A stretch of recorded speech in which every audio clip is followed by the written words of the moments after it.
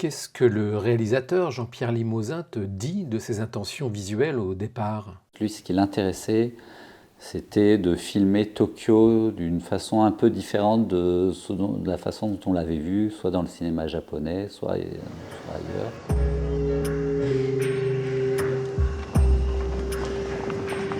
Cette ville l'a un peu fasciné comme ça, le côté visuel de cette ville, ces gens qui traversent les rues, ces foules, enfin, de gens qui se croisent, qui se parlent pas, enfin toute cette ambiance.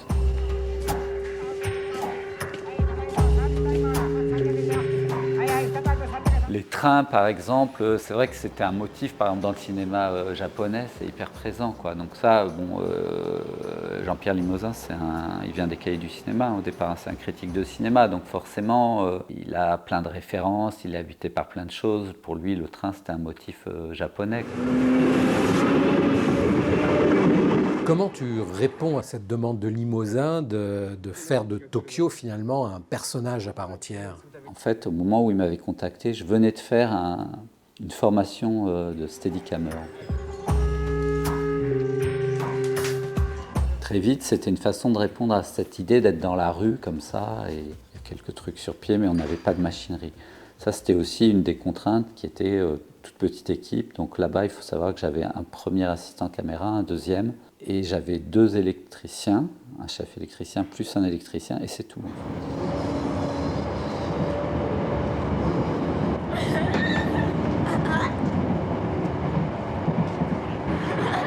Moi, j'ai beaucoup aimé ça, mais c'était comme si on était 2-3 à faire le film, quoi. Bon, il y avait un ingénieur du son, un perchman, on était une équipe, mais de 10, hein, on n'était pas plus que 10. Sachant qu'on n'avait pas beaucoup de temps pour faire le film, pas énormément de moyens, il se disait, ben, il faut que je choisisse vraiment. Donc cette scène-là, ce qui m'intéresse, c'est ça sera juste un chant contre chant entre les 2 personnages.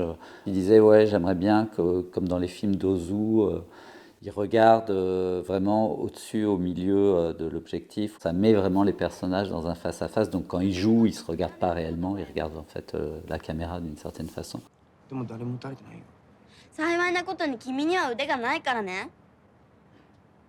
Ce que j'aime bien dans ce film, c'est ça, c'est que finalement, je trouve qu'il y a des vrais partis pris, mais qui sont des partis pris assez doux, mais de sens et d'image et de mise en scène, en fait. Ça passe pas forcément par quelque chose d'intellectuel au départ, quoi. On se dit pas, je vais raconter ça, donc je veux raconter ça, donc je vais faire ça.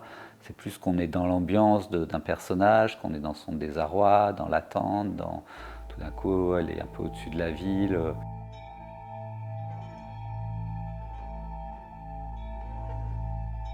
Pour moi, ça a vraiment à voir avec ce qui est le plus fondamental dans le cinéma, quoi. C'est d'arriver à montrer, à suggérer des choses qui ne passeraient pas forcément ni par des mots, ni par des explications. Je me souviens aussi d'un effet, un moment, avec un prisme. Et ce qui l'intéressait, c'était ça, c'était que l'échange entre les deux, ça passe à travers ce truc, parce qu'elle voyait la décomposition de la lumière, puis à un moment, ça venait sur elle, etc. Et après, dans le jeu, ça prenait une autre forme, quoi, parce qu'Inano, elle était très volatile, comme ça, très spontanée, donc il se passait toujours des choses un peu maladroites, et on a beaucoup joué avec ses gestes, sa maladresse. 犯人まだ見つかってないみたいね。 Donc il y a eu de l'improvisation? Ouais, il y avait des plages ouvertes, quoi. À un moment, je me souviens, là, ils mettent de la musique, ils dansent. On ne savait pas trop ce que ça allait être, ni cette danse, on ne l'avait pas répété. Finalement, ils sont assez statiques l'un par rapport à l'autre, mais ils restaient quand même très ouverts à ça.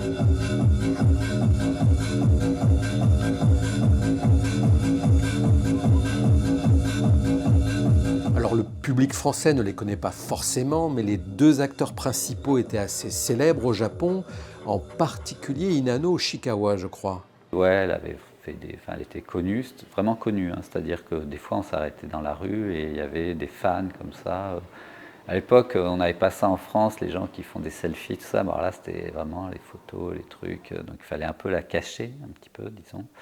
Et lui aussi, lui c'est pareil, il était comédien, mais il était connu, alors je ne sais pas s'il jouait dans des séries, des choses. Et puis il y a Takeshi Kitano. Voilà, et donc Takeshi Kitano, donc ça c'était un peu une volonté de Jean-Pierre Limousin d'avoir Takeshi dans le film.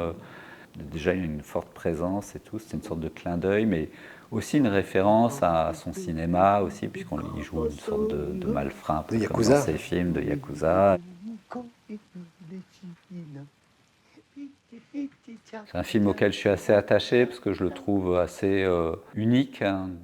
C'est marrant parce que c'est quand même un film, je pense pas qu'il y ait beaucoup de films français, enfin entre guillemets, c'est pas un acteur français entièrement japonais, qu'avec des acteurs japonais. C'était un pari un peu fou puisqu'il ne parlait pas japonais, mais justement voilà, ça laissait une certaine liberté. Forcément, il n'avait pas toutes les nuances des intonations, mais moi, dans mon travail de cadreur, j'ai toujours eu un rapport assez instinctif aux acteurs. Des fois, j'écoute pas vraiment complètement le dialogue, c'est plus ce qui ressort, l'émotion, le rythme. Donc j'essaye de coller à ça. Donc ça m'allait bien de filmer des gens dont je ne maîtrisais pas la langue, ça me gênait pas, disons. 僕になんかできるかな。下の先で取れるかどうかやってみてくれない？